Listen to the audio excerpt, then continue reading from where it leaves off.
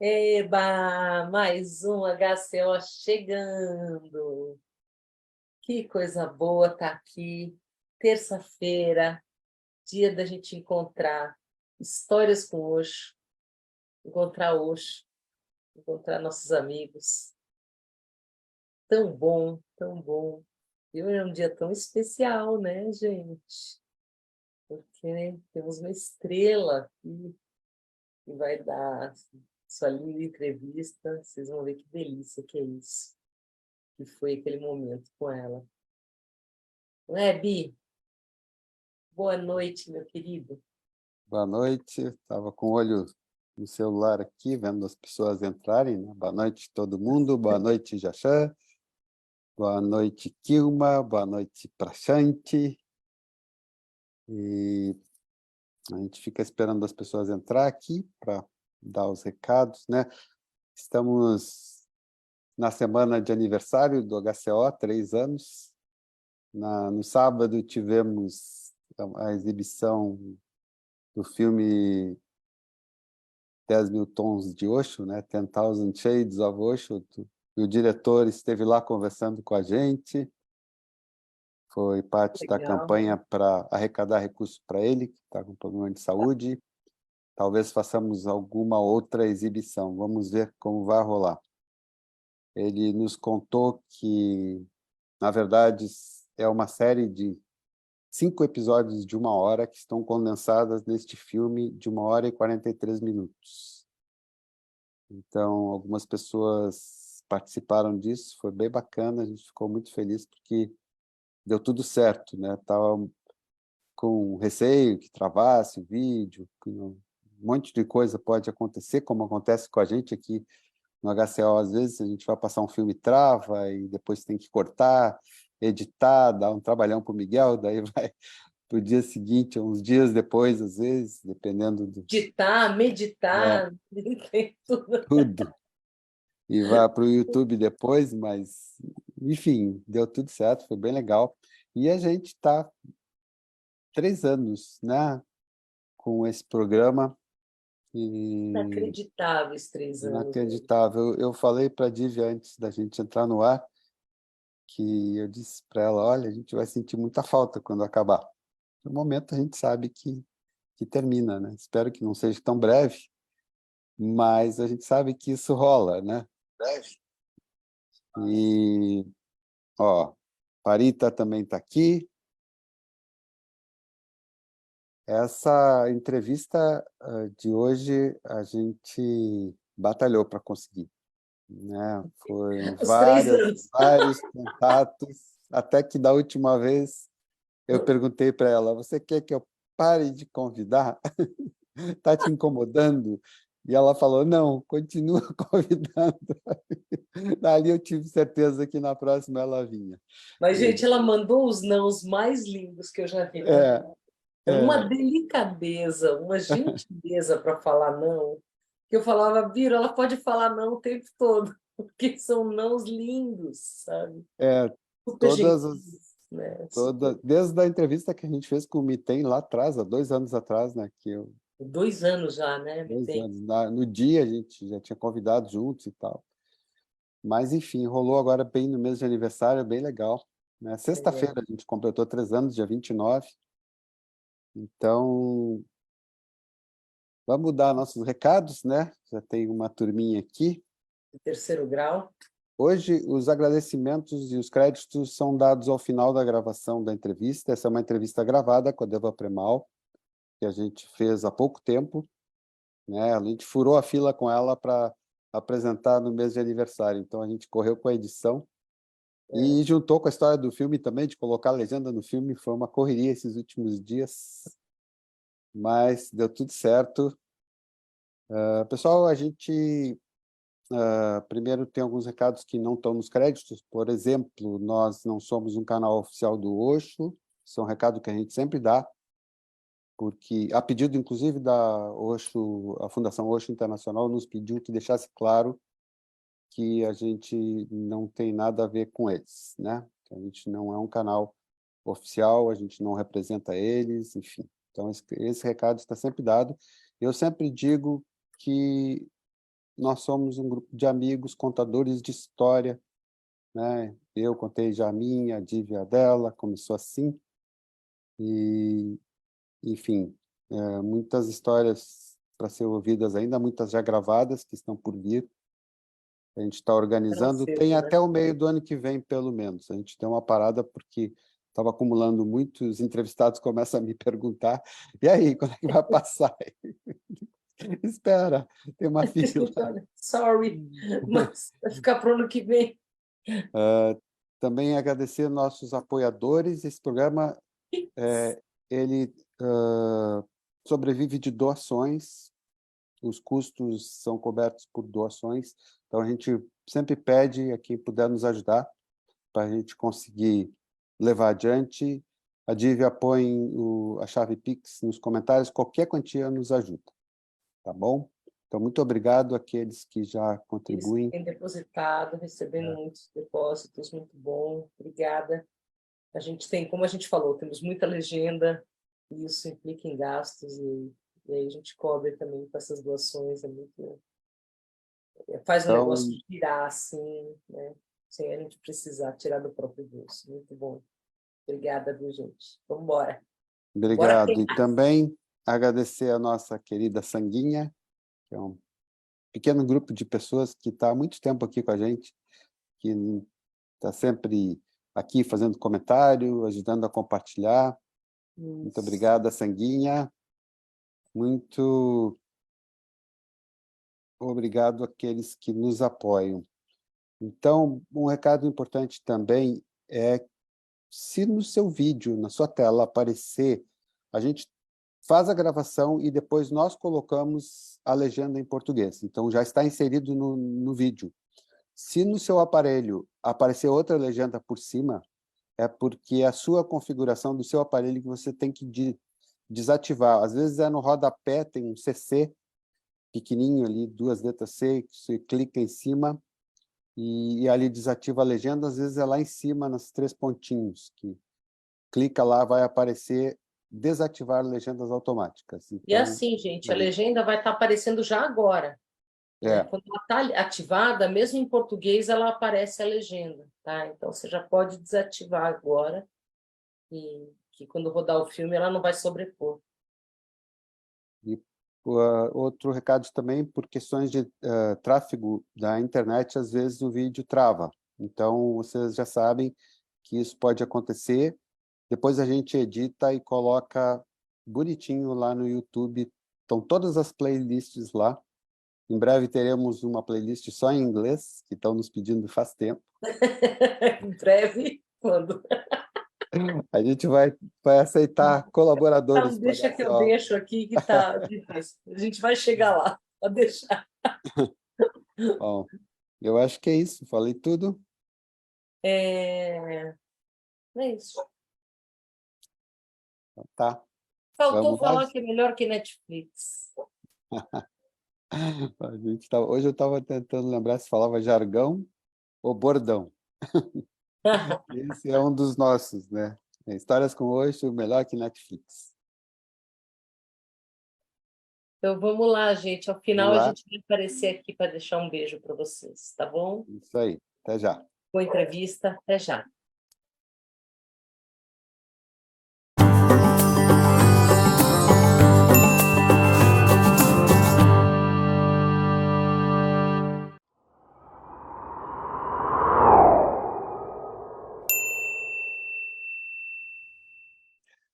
So, Premal, welcome.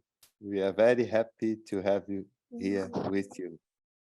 So nice. I feel such a sweet feeling towards Brazil, Brazilians, your language. And I'm just always, it's like such a precious feeling to be connected. And yesterday I looked on Spotify, like on the stats or something, and always Brazil is like the top country to listen to our music on Spotify. Wow. And it's always so difficult to arrange tours there because of logistical reasons. So we've only been 3 times to Brazil, and the last time was going to be 2020, and then it all didn't work out and we couldn't come in the end. So I hope we get another chance sometime. Yeah, we too. Yeah. We hope to. Yes. So, first question, how did Osho come into your life? Please tell us. So I think the reason why he came into my life so early, which was when I was really 10 years old, was because my parents were so open and practicing Eastern spirituality ever since I was born, from before I was born. But for me, in my life, ever since I was born, that it was a natural thing to encounter a spiritual master, an Indian guru at such an early age, because I was already in that field, although I grew up in Germany and I went to school and I had a normal life on the outside. But through my parents, I was, especially my father, I was singing mantras at night and reciting a Zen parable called The 10 Bulls of Zen every lunchtime, and like meditating, maybe not so much like here we're going to sit and meditate, but little daily like practical meditations that my father put into my life, like saying Om each time I put put something down, or Ram each time I put on the light, switch on the light, things like that. So it was all very natural for me, that whole world, that whole Eastern world, and also the concept of a guru or a master wasn't strange to me. And my father was so thorough, he did everything so thoroughly. So if he meditated 10 years, 4 hours a day of mantra chanting from 2 a.m. to 6 a.m. Or if he meditated, he would do the yogic practices that were really very challenging and difficult, or he would study Sanskrit and then make himself a Sanskrit dictionary, German Sanskrit, which nobody needed. That's why it doesn't exist. But he made it his own, so things like that. He just really, he was very disciplined also. So he just went deeply into all these different paths and Kabbalah and meditation, yoga. Reading the Upanishads, reading Gurdjieff. I think he's the only guy I know that read Beelzebub's tales to his grandson 3 times or something. Wow. I mean, he really gave everything to it. He never went to India his whole life, but he just really immersed himself in that wisdom. And when he came across Osho, which was in 1980, I guess, he was like, now I found it. I don't need to read anything else now. It's all, Osho has it all. It's all united in Osho's message, in his discourses, in his books. I can find the essence of all the things that I've been exploring and learning. I can find it all there. I don't need anything else. And, he would never go to India, because he didn't want to ever go to a place where he couldn't speak the language. He didn't want to be a tourist. So for him it was really just right to just read the books, meditate, and be connected and appreciative. But for my mother, although she was 49 at that point, she was somehow ready for an adventure, which she wasn't really that kind of adventurous soul, I mean, I guess she was, but she wasn't like somebody who would travel everywhere alone or something. But she actually did go to India in the beginning of 1981, which was when Osho was still in his ashram there in Pune. It was kind of the end few months of the ashram in Pune at that point, which I'm sure if you've been listening to more of Abiru's interviews, you heard maybe about Pune 1. So that was called Pune 1. Uh-huh. And she went there on her own, and my father, Wolfgang, he took my sister and me to Osho centers while she was in India. She just went there for 6-7 weeks, but somehow, of course, it's a long time, especially when you're 10 years old. And he took us to an Osho center called Purvodaya near Munich. And everybody in red, you know, this was the end of kind of hippie times, everybody in robes with long beards, long hair. I still remember arriving there and eating there in that room with everybody. It was kind of an old farmhouse, or like a farm with all these different barns and rooms and houses. And I still remember nobody taking any note of us. We were just eating there with everybody. And nobody reached out and said hello or welcome or something. That is that's a very typical, I find quite a typical expression of the sannyas world, because it's not polite. We took it because we were trying to take everything, you know, spiritually. We took it like, wow, this is so that our egos are not inflated, you know, they're doing this so we don't get ego nourishment here, you know.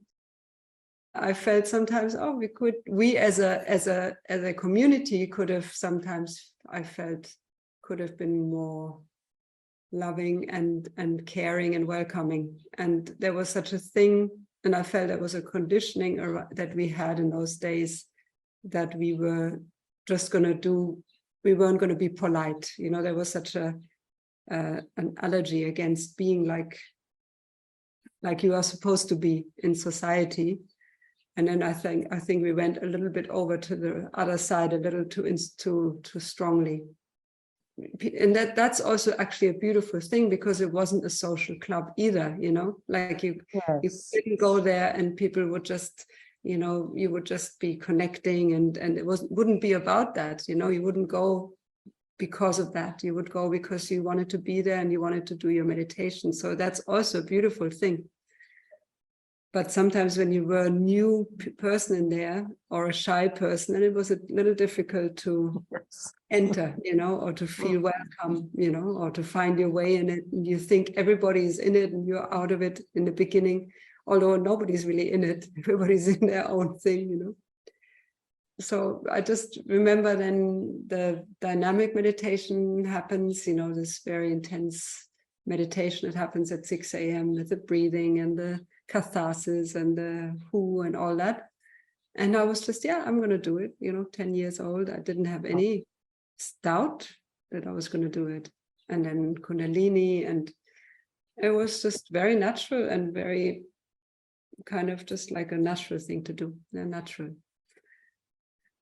And somebody asked me then already, I think somebody asked me then, or maybe sometime, and would you like to be a sannyasi? And I was like, yeah, of course. You know, it was like, you know, and nobody, that maybe brings a wrong picture. Nobody would ever. That was also what I loved about our community. Nobody wanted anybody to be part of it. You know, it was never, ever a sense of wanting to get somebody to join. There was nothing to join anyway. And so that was my first introduction to the meditations. I didn't understand Osho's English or English at all. I couldn't speak English. I definitely didn't read his books at that point. So I had actually no real idea what the message was. I just felt home and good and natural. And my mom came back from Pune, and she came back as a sannyasin, and she had the name Gyan Viten, which is almost like Miten, but with a V. Viten. And what's the meaning? The meaning is beyond knowledge. Vit, beyond, and Gyan could be wisdom, but in her case, it's knowledge. So that was like, wow, okay. And the interesting thing was she was called Vimalakirti. My father had given her the name Vimalakirti, and that was the name I used to call her as a kid growing up until then. Actually, I called her Vim. And she arrived in Pune on the 6th or 7th of January, which is right around the time when Vimalakirti left his body in Pune. And I felt it was an auspicious kind of synchronicity, because it was leaving, you know, that phase was over in my mom's life. so then from that day on, when she came back, we found the Osho Center in Nuremberg, and that's where we spent our weekends meditating, Friday, Saturday, and Sunday. And after a few months, I said, I really would like to become a sannyasin, but I'm so shy. I don't want to wear the red clothes and the mala to school. That's too much. So I first thought I wasn't going to do it then in school, and I was just going to do it at home. But the letter took so long to come back, the letter with the name, long to come back from India, that in that time I realized this is not the way to do it. If you do it totally. And so when I got my name, which was Deva Premal, which means divine loving, I put on the red clothes and the mala with his picture. And for 7 years, I went to school like that, and never had any bad experience or nothing. So that's how I entered my life as guided by the light of Osho, and maybe I'm sure this has been said also in your interviews, that usually we call ourselves with a second name. We say, like, if Osho gave us 2 names, it would be, the first one would be a kind of a prefix, and the second one would be like the more personal name. Mm-hmm. And so for me, it was Premal, and so for the first 24 years of my sannyas life, everybody knew me as Premal. But I never liked the sound of it, although it's such a beautiful meaning, but the sound I was always uncomfortable with, because it gets pronounced so differently in different languages. And so I never really knew how to say my own name, and people would never remember it anyway. So later, Meten gave me the idea, why don't you just call yourself Deva? So easy. And that's what I did, and that's why I'm now called Deva, and it is really very easy, and it's very relaxing. Yes.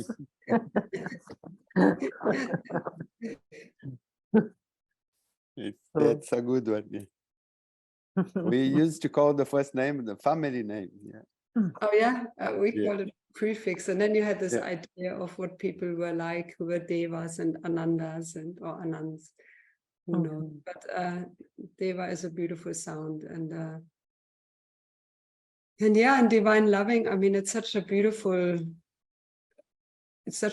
meaning, and it is really, when I look at my life, this is really basically that's what I love most, is love, and for me, love is the sharing of the music and the mantras, is to create love, to share love, to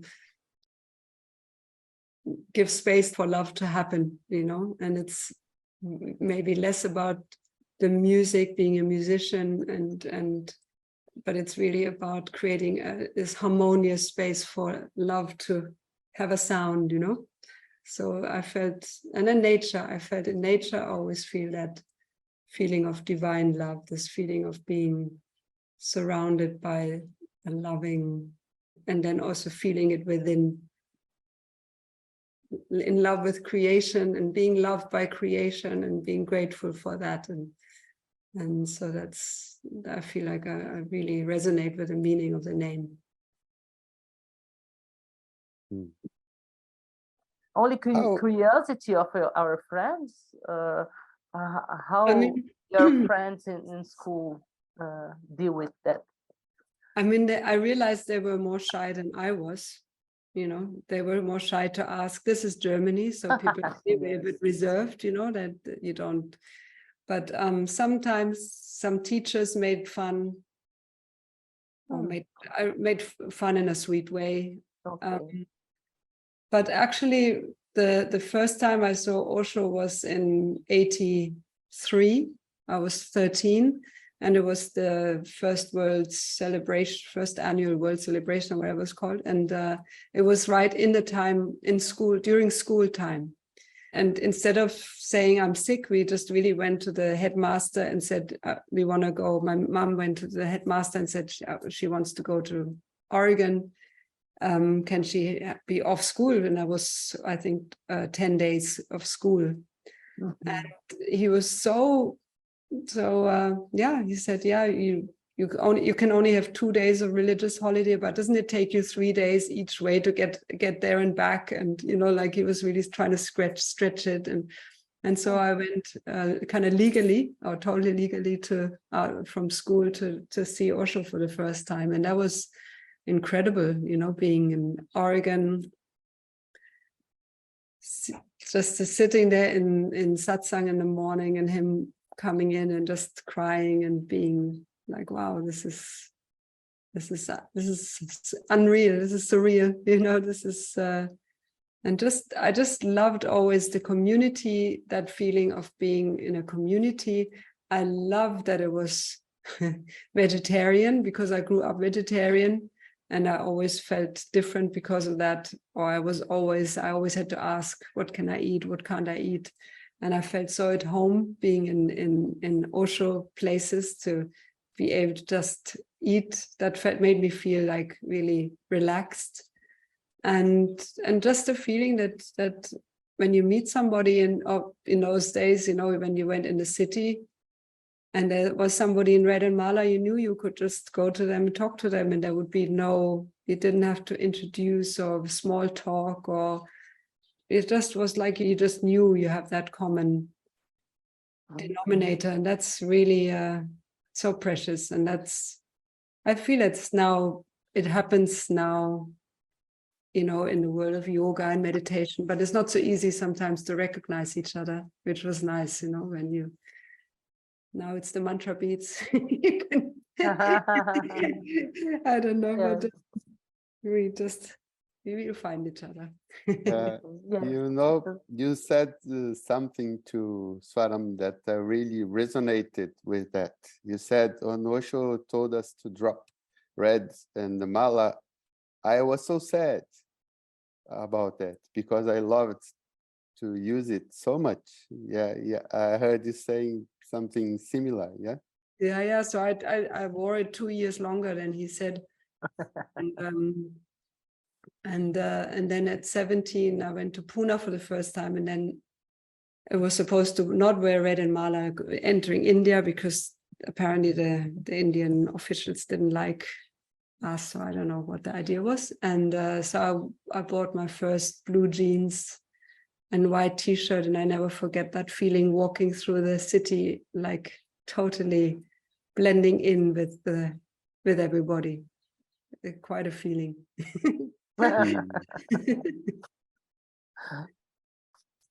You stayed in Rajneeshpuram, and could you tell us about the experience there?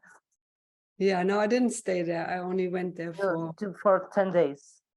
No. 2 times. One time the festival, which was the special, you know, 15,000 people with a satsang every morning, and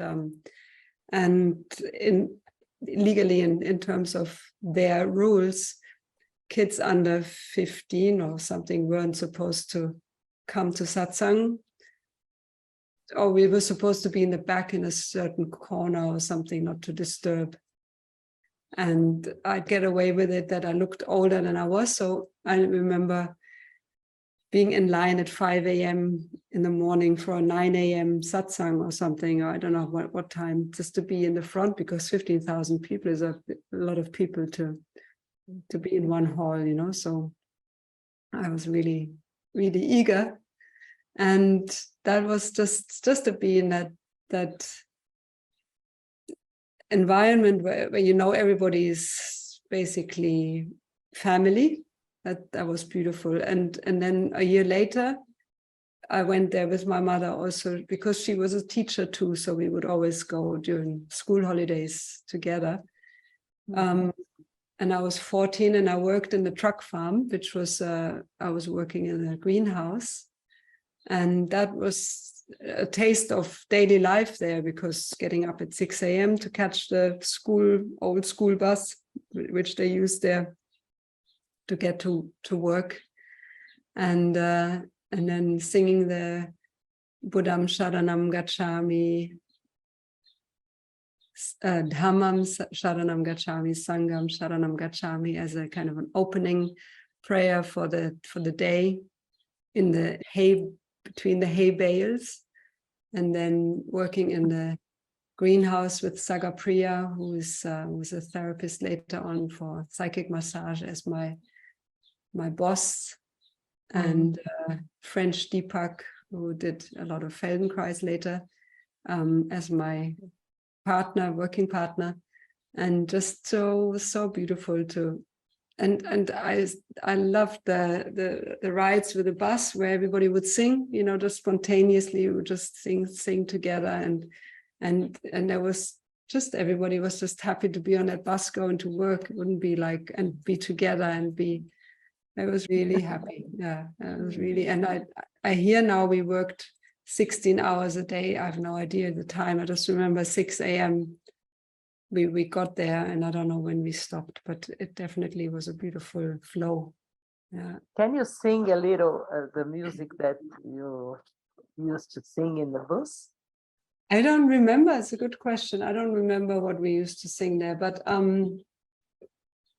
at that point, and it must have been at that point. Yeah, what I do remember is that Osho used to come for drive-by every day, so we could see him every lunchtime to just catch a glimpse while he's driving by very slowly. And he would come back also. So if you had the time, or I think not everybody did it, but you could wait for an hour and then he would come back and you could see him again.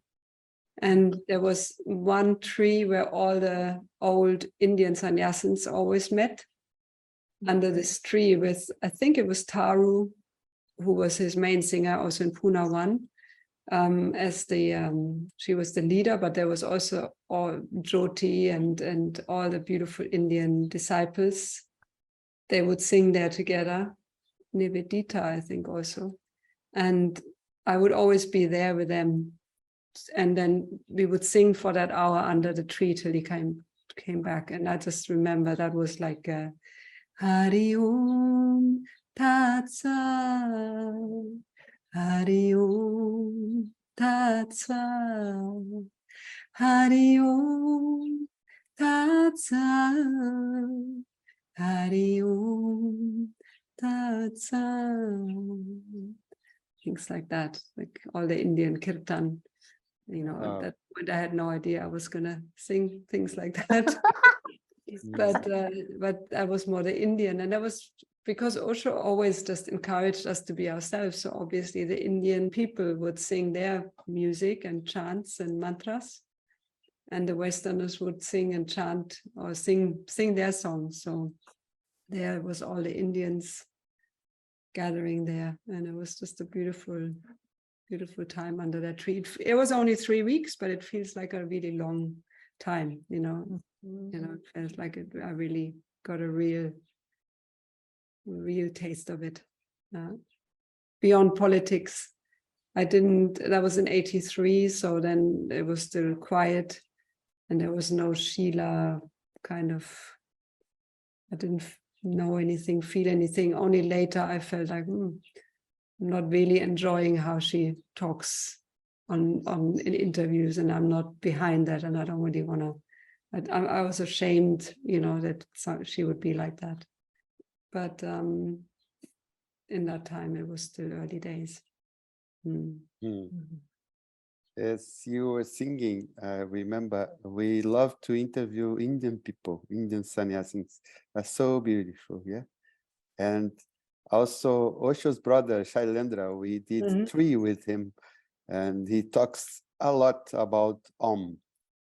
Oh. The Om. There is a discourse he named The Glory of Om. Oh, wow. And he explains the whole meaning of it, given by Osho in Hindi discourses. Oh. So beautiful, so Oh, beautiful. We sent to you. Yeah, I'd love to see. Is Shailendra the one who played tabla also? I don't know. He's a doctor, yeah. He's a physician. Okay. He's the youngest brother of Osho. Second younger brother of Osho. And Okay. it's funny, he dressed like Osho with the hat and the Oh, really? robe. The Yeah, beard. yeah. Okay. He looks very much like him. Yeah. And how Sweet. about Pune? How was it for you, Premal? Deva. Deva. Now you can say it. But Brazilians, they say Premal. Premal, yeah. Premal. That was when I was 17 and going there for the first time as in my summer holidays for 6 weeks, again with my mother, because she was also still a teacher. And yeah, it was just like, wow, it was just so, again, like very, very beautiful being in India for the first time and experiencing India, and so excited to be in India and experience and also again feeling at home. Like I remember also, I had my bicycle and I would drive back at night from the ashram to where I was staying, and I wasn't scared, it just felt all very safe and very, very peaceful. That was a nice feeling as well. And then just just really enjoying being there. I don't think I did anything much in that first time, 6-7 weeks. I don't think I did groups or worked or anything. I don't remember that. But just feeling very like just at home. I think that's really the word. And then again, when I was 18, we went again 6 weeks. And that was this, I'm sure I said this in Swaram's interview as well.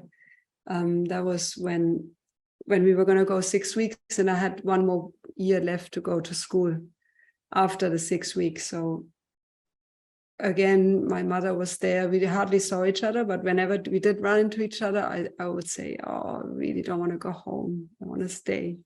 And on the last day, when we were ready to leave the next day, she said to me she would pay for me if I wanted to stay. Wow. She said, I'll pay for you. You can stay. You decide. And somehow in those days with tickets, it was a bigger thing, like to whether to use that ticket or not. I think it wasn't like, oh, you just book it and you can go a little later. It was like either you now like almost lose the ticket or something. It was like a feeling of 24 hours. I have to make this decision, which is going to be quite final in a way, And I really decided to stay. I'm still kind of impressed with myself that I did that. And she went to school, told them she's not coming back. They even asked her, are you sure she's not coming back? I was really good at school. It was really easy, and they couldn't really understand why I would want to not finish my school, which was just 1 more year, and then I would have had this nice little kind of certificate. And she said, no, she's really not coming back. And they said, okay, we erase her from the system or whatever. And then she left, and then I was like, oh no, what did I do? Like the first few weeks, I was so lost, and I was like, oh God, what did I do? Why did I now become one of the losers, one of the losers who don't finish their education?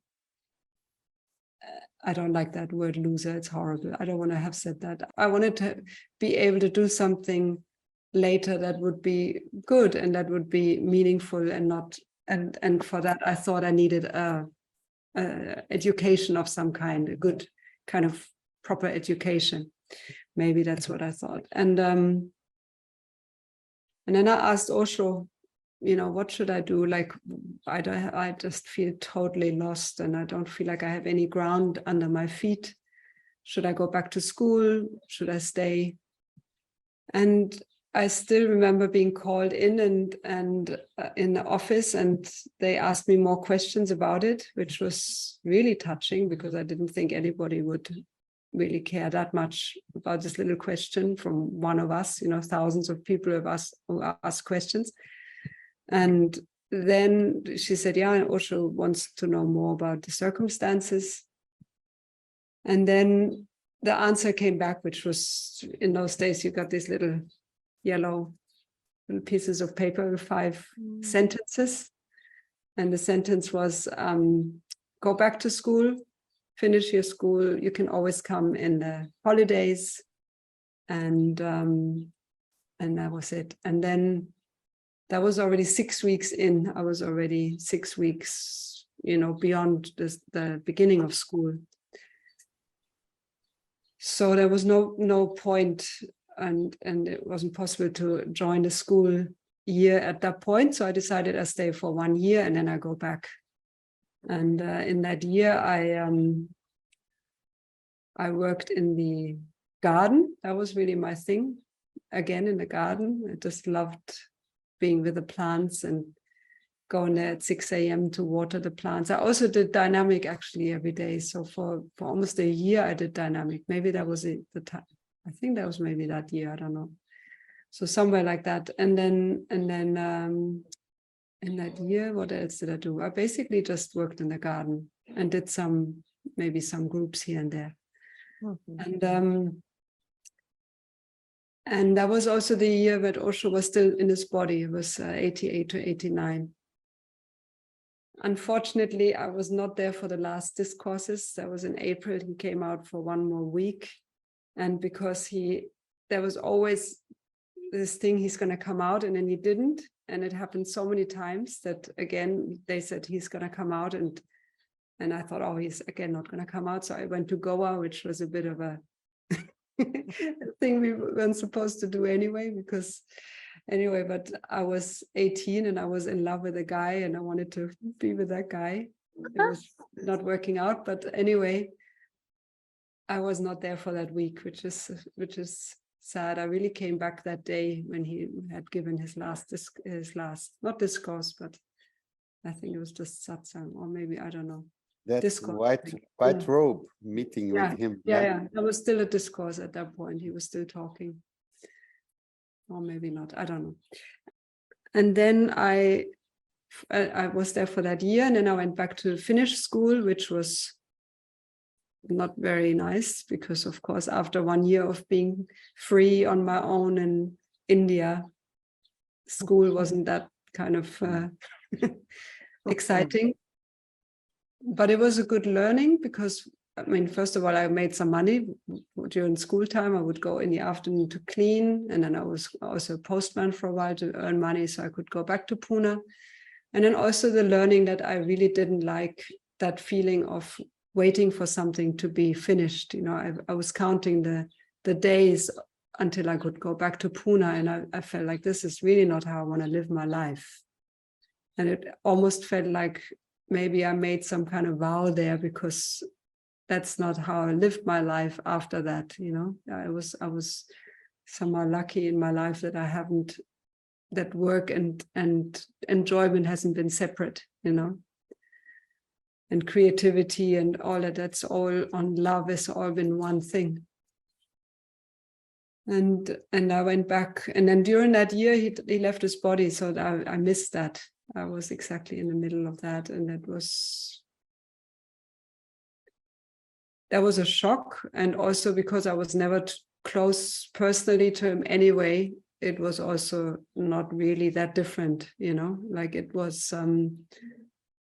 I could still feel his flavor and his guidance in Pune after that for the next 10 years very strongly. And it was pretty much the same even when he was in the body, although things didn't change anymore after he left his body. And that's what kept us in the moment and on our toes, that he would change rituals, or he would change things, that we would, wear red robes or do gibberish in the evening meditation or things like that, which were unexpected and would keep things fresh and in the flow, so that it felt like when he left his body, things came to a kind of a state of solidity, and that's how they are, I guess, till now. I don't know. And so I'm really, really grateful I was there for that time, and that 10 years after, when I still, with Miten, we went to Pune still every winter for a few months, 6 months or something, till 1999, December, we went the last time to Pune. So. And when you met anything in your life? So that was after school finished. I went again back to Pune as quickly as I could, and my mother again paid for me, she actually paid for me for 3 years being in Pune. Wow. I mean, and she was definitely not wealthy on a worldly level. So she really just did that because she felt that would have been the most beautiful thing for her, and she lived it through me, but completely without any envy. She was just so happy for me to, and then I would write her letters. I remember like 60-page letters on this airmail paper that somebody would then bring to Germany or something to make her be part of, have her be part of the experience. And I still have those letters, and actually here I'm sitting exactly in her room right now, where she always would have received those letters. And so I went back to Pune, and then I wanted to become or do trainings. I really liked body work, so I signed up for shiatsu training. As soon as I got to Pune at 19 years old, I was or 20 years old. At that point, I did what was called the divine healing training with Prashantam and Abhiyana for 3 months, and that was my first entry into body work and learning how to give sessions and being in a group for so long, and I loved it. That's how during that training is when I met Miten. I needed a model for sessions to practice, and he was, when I had to look for a model, he was the first one I saw when I came out the group room. So I thought, oh, maybe he's nice enough, and I know him enough. I hardly knew him, but we had talked maybe once or twice before, and I just thought, oh, I can ask him, and he said yes. They started in divine healing arts training. Yeah, exactly. Yeah, Yes. Oh, beautiful. beautiful.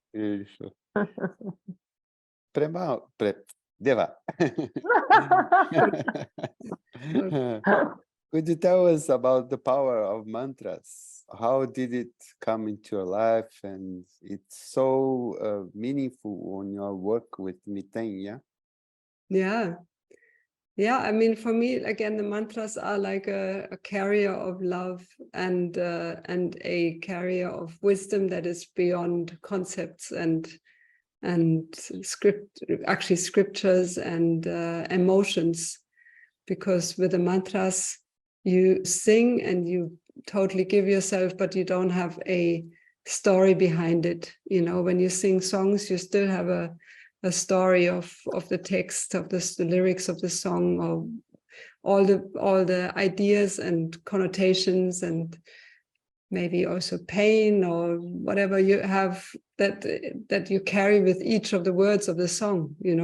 If there's the word love in a song, not everybody hears the same thing when they hear love. They have a whole personal connection to what love means in their life.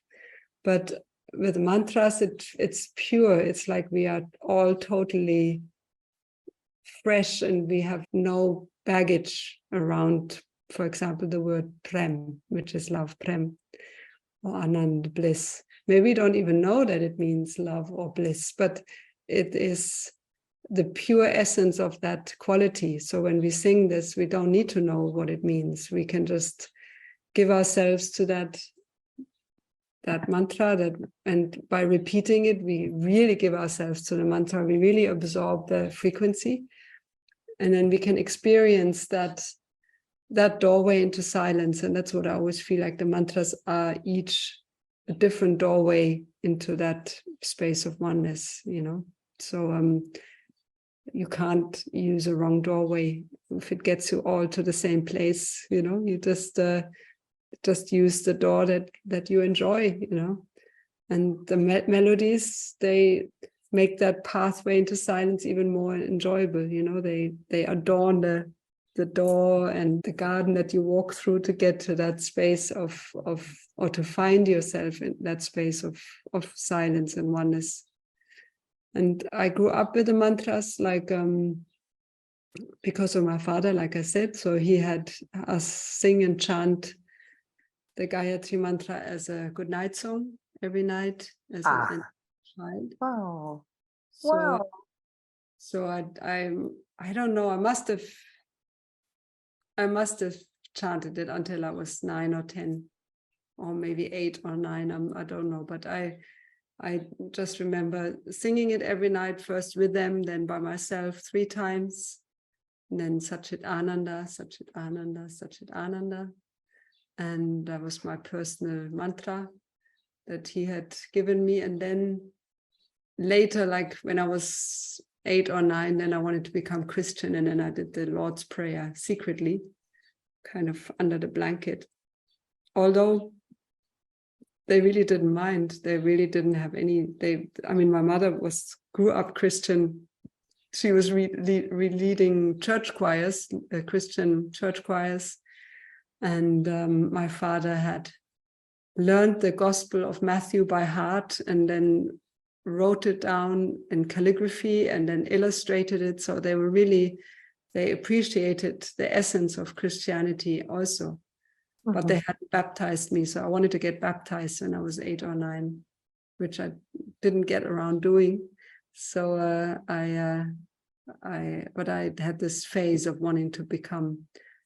Basically, I just wanted to be normal at that point. I just thought, if I'm Christian and baptized, I'm more like everybody else, and that felt desirable to me at that point. And so so the mantras came back, because that's when I let them go, when I had the choice, when I didn't anymore do what my parents told me. And Osho had no mantras in his regular meditation. So if you were an Indian with a kirtan, it wasn't like something that we did every day as Osho sannyasin. So I didn't sing or chant mantra at all much from maybe 10 or 11 to 26.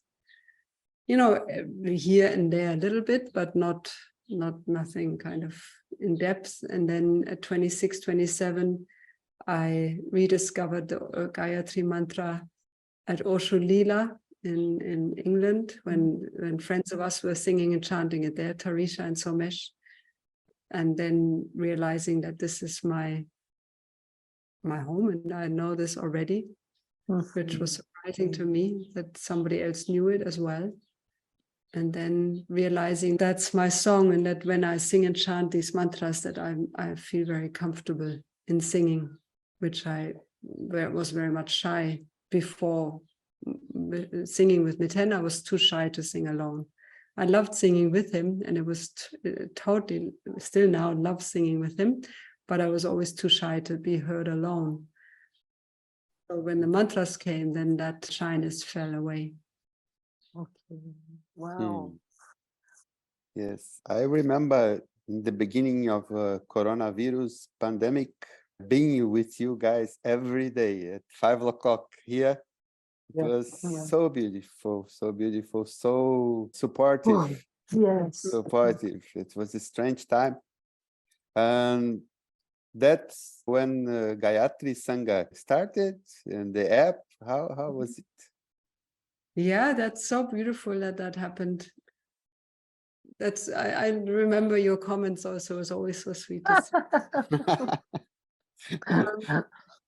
And it was beautiful because we were there in Costa Rica. That's where life had brought us, at that point. I mean, it was really existential. And we just really wanted to do something to contribute, because we felt so blessed to be there in nature. And how can we share what we have been given in this way? And like everybody else, we all went online. I mean, that was the obvious thing to do.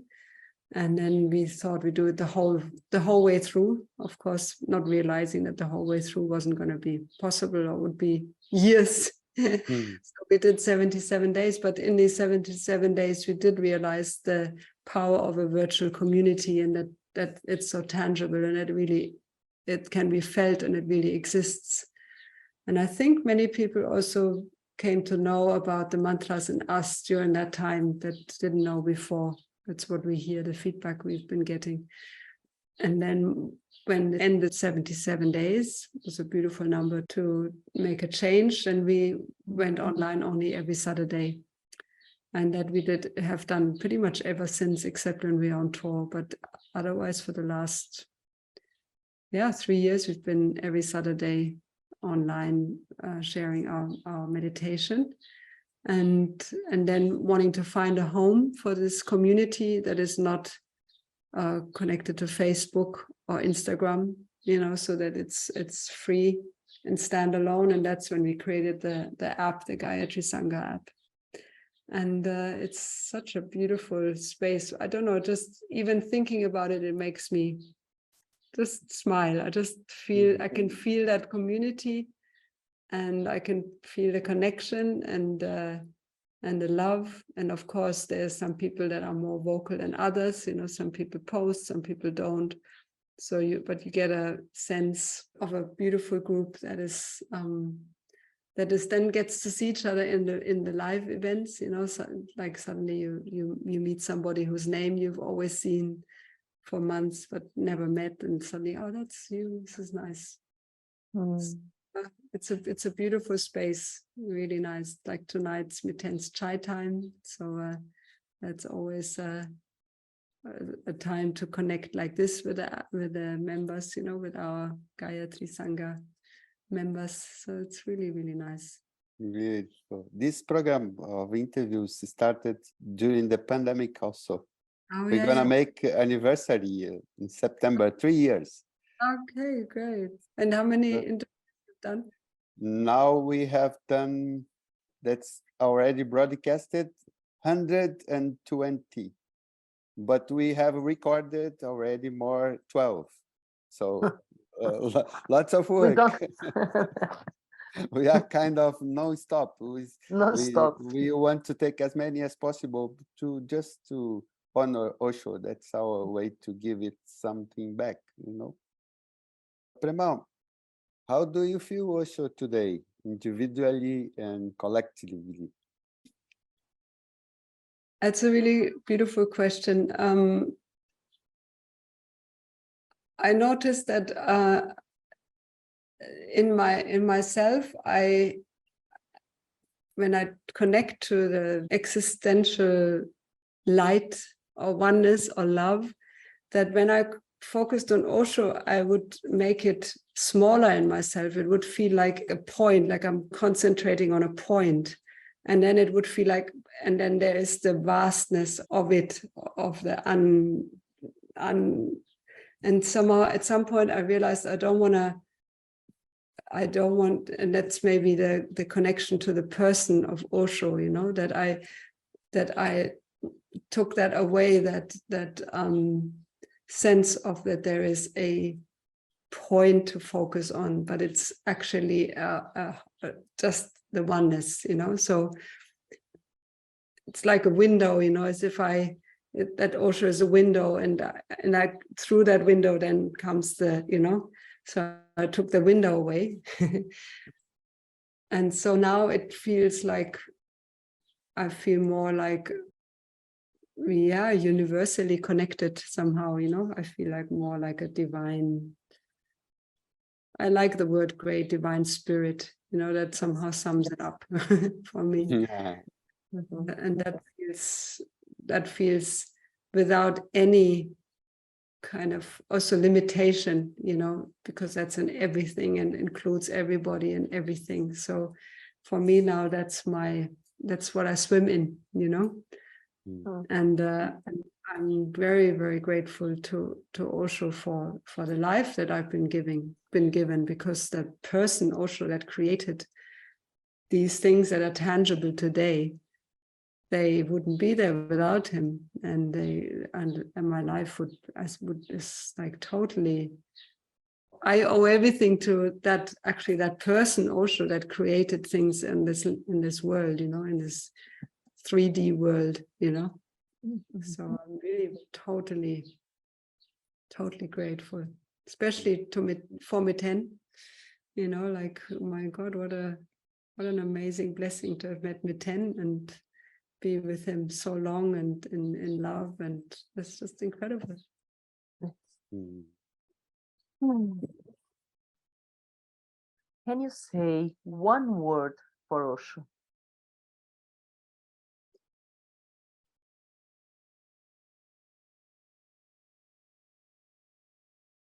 Yes.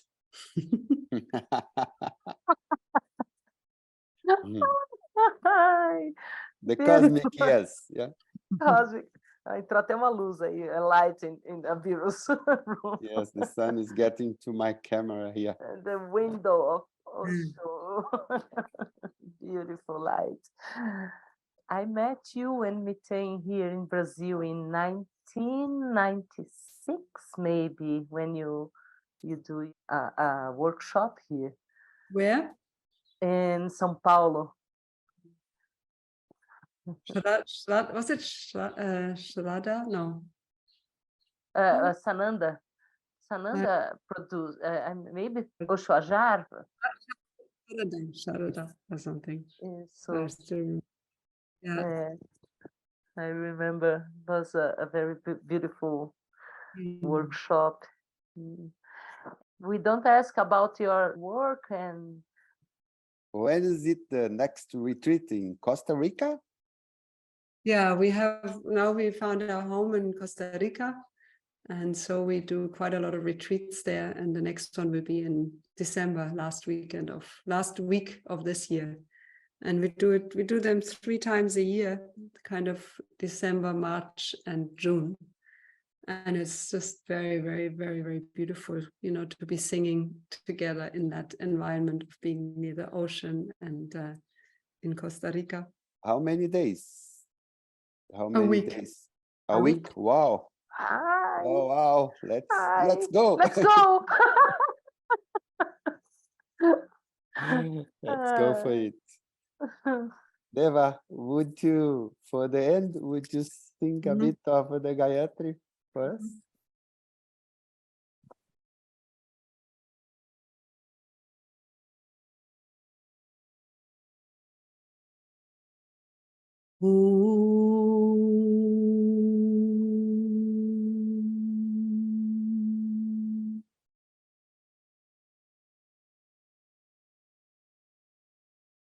Om Bhurvasvaha Tatsaviturvarenyam Bhargo Devasya Dhimai Dhiyo Yona Prachodayat.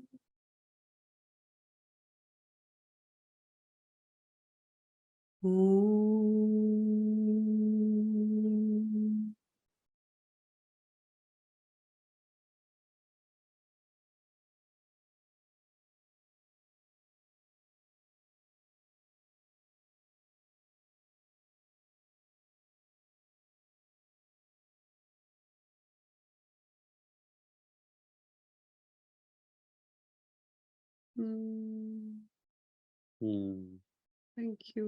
Thank you so much, beloved.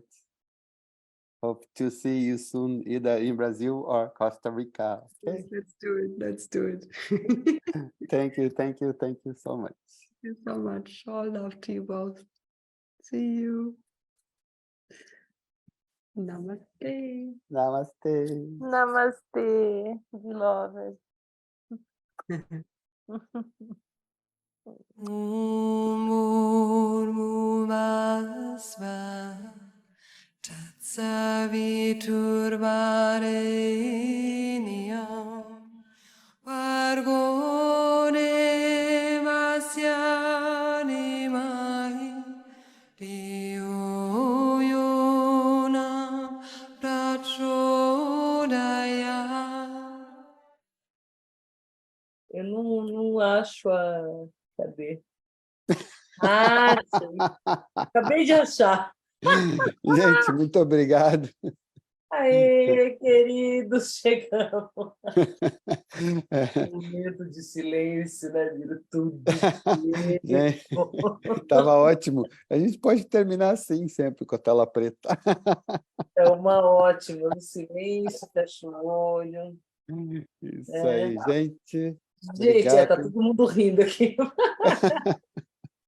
Olha só, Mistério, suspense.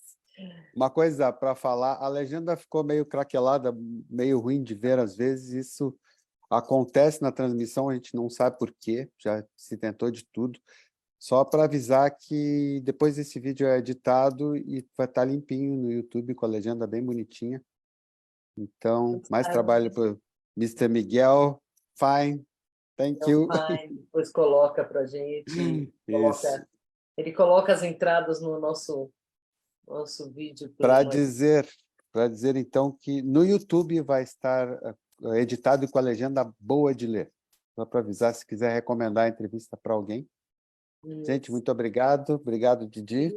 Obrigada pela presença, foi lindo. Estamos aqui elevados, encantados, literalmente, com essa entrevista, não é? Isso aí. Terça-feira que vem tem mais. Tem uma querida, uma bruxona linda. Vocês vão ficar sabendo já. Boa noite. Boa noite. Tchau, Biro. Boa noite, Sanguinha, Tchau, Didi. querida. Até.